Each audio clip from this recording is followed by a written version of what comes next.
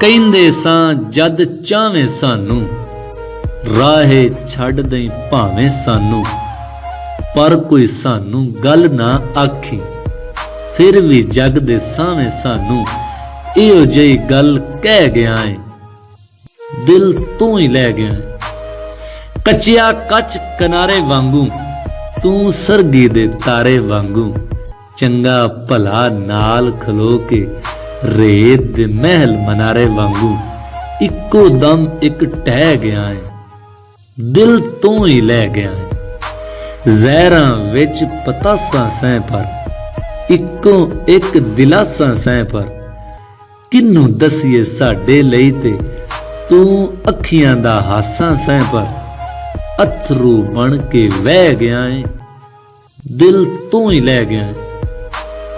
ਸਜਣਾ ਦਰਦ ਵੰਡਾਵਣ ਦੀ ਥਾਂ, ਸਾਨੂੰ ਸੀਨੇ ਲਾਵਣ ਦੀ ਥਾਂ। ਔਖਾ ਵੇਲਾ ਆਇਆ ਤੇ ਤੂੰ ਸਭ ਤੋਂ ਪਹਿਲਾਂ ਆਵਣ ਦੀ ਥਾਂ, ਸਭ ਤੋਂ ਪਿੱਛੇ ਰਹਿ ਗਿਆ ਏ, ਦਿਲ ਤੂੰ ਹੀ ਲੈ ਗਿਆ ਏ।